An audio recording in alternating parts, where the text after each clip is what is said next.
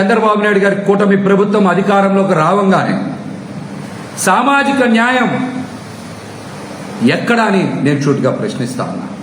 మీ మొదటి సంతకమే సామాజిక మోసంపై చేశారు. సామాజిక మోసంపై చేశారు.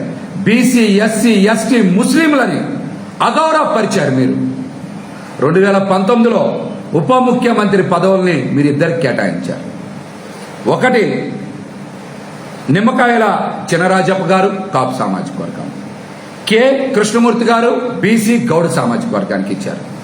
మీ తర్వాత జగన్మోహన్ రెడ్డి గారు సామాజిక న్యాయం పాటిస్తూ మీకన్నా మిన్నగా మీరిద్దరికి ఇస్తే జగన్మోహన్ రెడ్డి గారు 10 మందికి ఉప ముఖ్యమంత్రి పదవులు ఇచ్చారు. ఆయన 5 ఏళ్ల పాలనలో బీసీ, ఎస్సీ, ఎస్టీ, ముస్లిం, కాపు వర్గాలకి ఉప ముఖ్యమంత్రి పదవులు ఇచ్చి ఆ సామాజిక వర్గాల ఆత్మ గౌరవాన్ని పెంచారు. సామాజిక న్యాయం చేశారు. సోషల్ ఇంజనీరింగ్ లో ఆయన విప్లవాత్మకమైనటువంటి మార్పులు తెచ్చేటువంటి ప్రయత్నం చేశారు. మీరు అంతకన్నా మిన్నగా చేయాలి.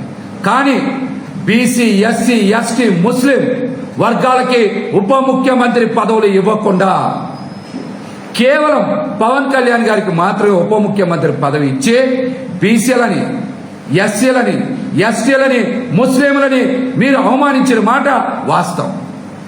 ఈ వర్గాలకి కేబినెట్ కూర్పులో ఉప ముఖ్యమంత్రి పదవులు ఎందుకు ఇలా? గతంలో మీరు ఒక బీసీకి, ఒక కాపు సామాజిక వర్గానికి చెందిన వారికి ఉప ముఖ్యమంత్రి పదవి ఇచ్చారు కదా.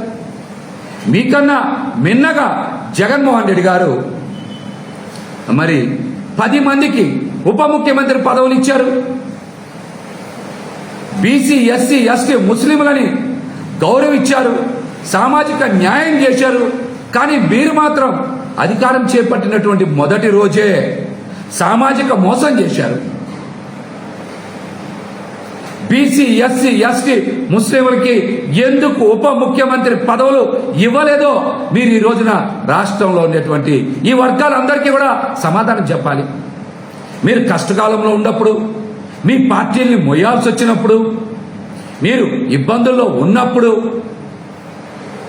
మీకేమో కేసులు పెట్టించుకోవాల్సి వచ్చినప్పుడు బీసీలు, ఎస్సీలు, ఎస్టీలు, ముస్లింలు, కాపులు అందరూ కావాలి మీకు.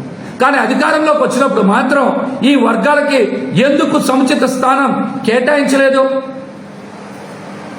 దీనికి సమాధానం చెప్పండి.